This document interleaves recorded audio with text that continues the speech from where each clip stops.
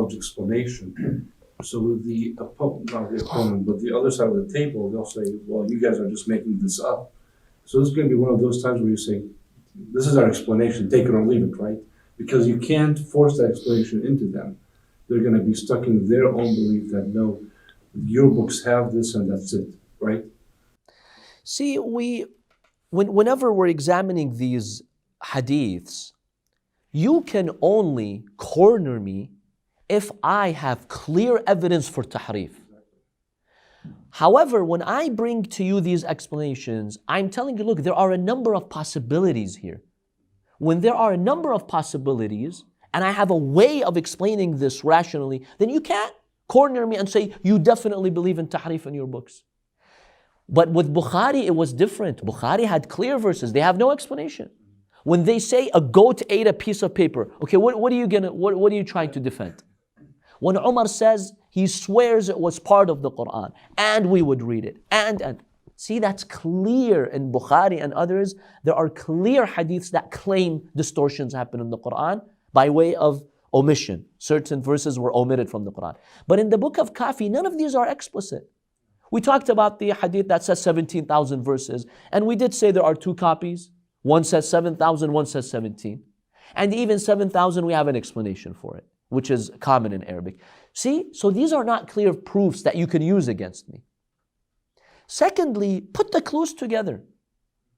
For example, we mentioned an important clue about the 17,000 verses. If Al-Imam al-Sadiq alayhi salam really said that there are 17,000 verses in the original Quran that Jibreel brought to the Prophet, how come nobody asked him? 11,000 verses went missing according to that version of the hadith, right? Because we only have 6,000 or so verses today. Nobody asked him, Imam, what happened to them? How did they get deleted? How did they get omitted? What did they say? The companions are just like robots, just listening to them. Okay, yeah, there were 17,000 verses. Nobody even dared to ask. That's an indication he never said that. So we take the other version that says 7,000. See, these are clear clues that tell us there's a problem with this version of the hadith. Either the scribes made a mistake or one of the narrators made a mistake. But for us to believe Imam al-Sadiq alayhi salam to have said that, there would have been a consequence to him saying that. At least follow-up questions. Yani the book of Kafi has 16,000 hadiths. We're not talking about a book that has 20 hadiths and you could say, oh well, they only mentioned the important hadiths. When you've got a book that has 16,000 narrations, not one companion followed up. Not one follow-up question. What happened to those 11,000 verses? What were they about? Can you just give us a general idea? I mean, if right now you hear from anybody on earth that 5,000 verses from the Quran went missing, will you just see it as if this is something normal and just go by? You're going to kill yourself to find out what's contained in those 5,000 verses. A follow-up question, how did they get lost? We don't see any of that. So what is that an indication of? He never said it. So there is no way that these kind of hadiths will be taken out of the books? See, we do not take them out of the books because they have a plausible explanation. Like we mentioned, according to the version of al-Fayd al-Kashani, it mentioned 7,000. And the word 7,000, in Arabic we described that the Imam was just rounding and saying, Allah revealed many, many verses. So we have to be trustworthy. If something has been documented in history, we can't just omit it. Because if you open the room for omissions, then you get people and their different jurisprudences.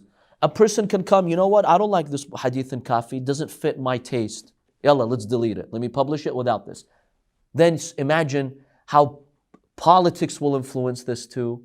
And you would open the door to losing thousands of hadiths. So that's why scholars from the first day, even if they found a hadith problematic, they didn't delete it. Because I have to be trustworthy. If Kulayni mentioned it, I'm going to keep it the way it is. Yes, if I don't reject it, I'm going to say, I don't accept this hadith. But I don't delete it. Unlike other schools of thought, they make deletions. Take Bukhari today and compare it to an edition that goes back to 60 years ago. See the changes they've made. The edits they've made, the words they've deleted.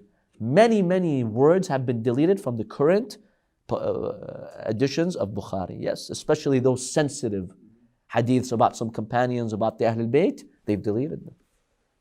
Or sometimes if one companion, he, for example, said something that is unacceptable, like saying the Prophet said he's hallucinating, right, on his deathbed. In some new versions, they don't tell us who. And someone in the gathering said. See? They make distortions. We, in the Shia school of thought, we don't do that. We stick true to the text. Yes, if I have a problem with the hadith that says 17,000, I reject it. Because to begin with, I don't have, a principle that says everything in the 4 books is valid. No. Yes. So those old books of Bukhari, they're still around? They're still around, yes. So when you show them that, look at this, you guys have changed it, what is the response?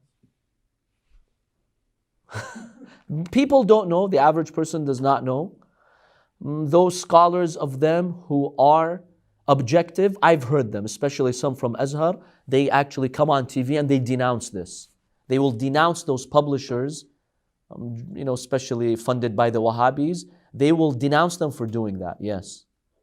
But those who are extremists, of course it suits their ideas to begin with, so they'll cover it up. My own grandfather, in his library, he does have a version of Bukhari that goes back to 60, 70 years ago. Take it and compare it to a very modern new version. See the difference. They've made tens and tens of omissions, additions, changes. Tens of them, unfortunately. Lost in the history during the You can imagine how much got lost in history. God knows what has been deleted in history. God knows, especially back then. These days it's much more difficult. With mass publications, it's a lot more difficult. You get caught easily. But back then, the era of scribes was very difficult. Like they have changed the name of that column in the Masjid al-Nabawi, where Imam Ali used to stand and guard him when Prophet used to pray. They changed the name of it? They changed the name. The Ustuwana, the pillar, yeah. Sutun al-Ali, they used to call him Sutun al-Ali. Now it's Sutun al-Salah. So the Ustuwana of Ali has been changed to the Ustuwana of Salah. Yeah, they do that.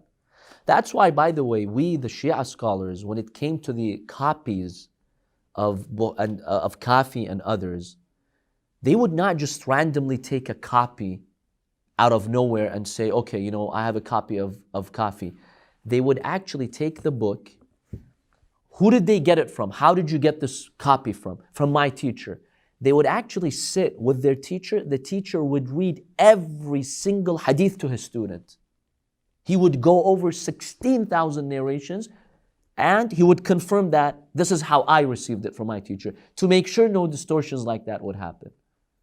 So our scholars really did a very good job in stopping the distortions in hadith books. But sometimes a scribe would make a mistake, like this hadith. That says 17,000, which we said that some versions say 7, some say 17. So one of the scribes made a mistake and somehow that got reproduced. So if in the last 70 years they haven't changes to Bukhari, then in the last 600 years they could have been more authentic hadiths in there that would have been convincing, but they have removed it. There could have been. However, we do have older sources of Bukhari. So we can make a comparison. There have been attempts in history, but not like we see today. In the last 10, 20 years, funded by the extremist Salafis or Wahhabis, so many changes have been made to Bukhari, Muslim, Musnad Ahmad. Many of these books have been, there's changes, yes. They don't stick true, they're not trustworthy with their publications. Do you know of any publication that compares the most recent version to any of the old versions?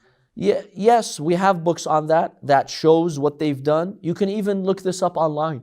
Changes in Bukhari, you will find, some researchers, they've actually taken copies of old copies of Bukhari, and then page by page they show you, see, in this paragraph, in this new version, there is this change that has been made. Whereas in the older version that was printed in Cairo 70 years ago, no, it did not have that. Yes?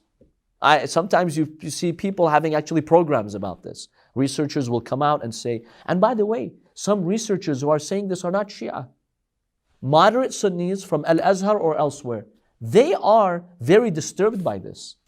That even Bukhari in our era, no shame, you come and, in the light of midday, you just make changes.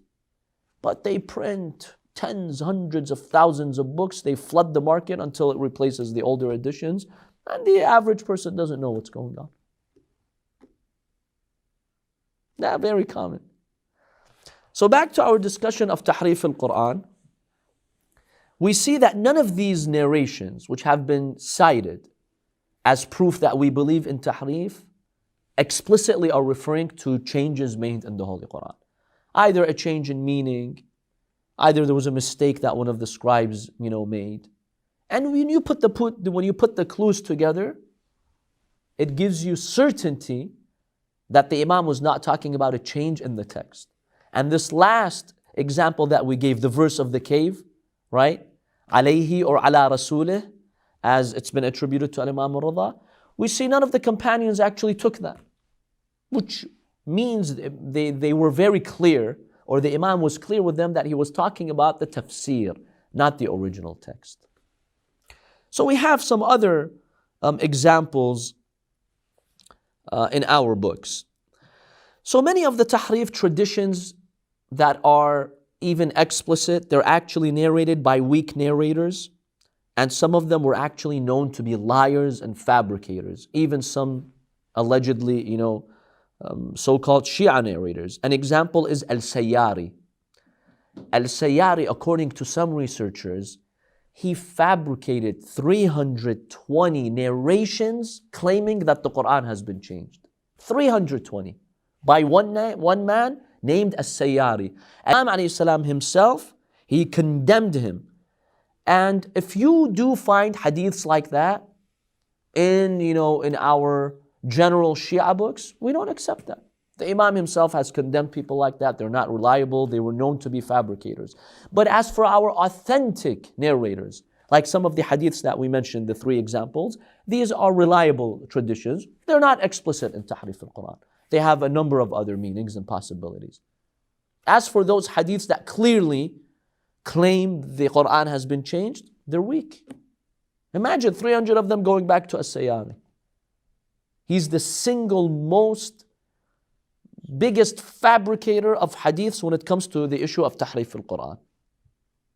Some researchers have put the number at 320 hadith they have found in our thousands of hadiths that he's fabricated about Tahrif al-Quran. Does he claim to be the follower of Ahlul Bayt or? Well, yes, he was known to be a follower who deviated, but Imam al-Sadiq alayhi salam condemns him. The Imam himself condemns him. So how do you, other schools of thought, come to me and bring his hadiths as proof against me when my own Imam condemns him? That's not proof for me when my own Imam has condemned him. So we don't accept any of his fabrications. So in our Shia sources, we don't have a single authentic hadith that clearly, indicates there was any distortion, any tahrif, an omission, an addition to the Holy Quran. So we can safely say, based on our authentic sources, no distortion has been made to the book of Allah subhanahu wa ta'ala.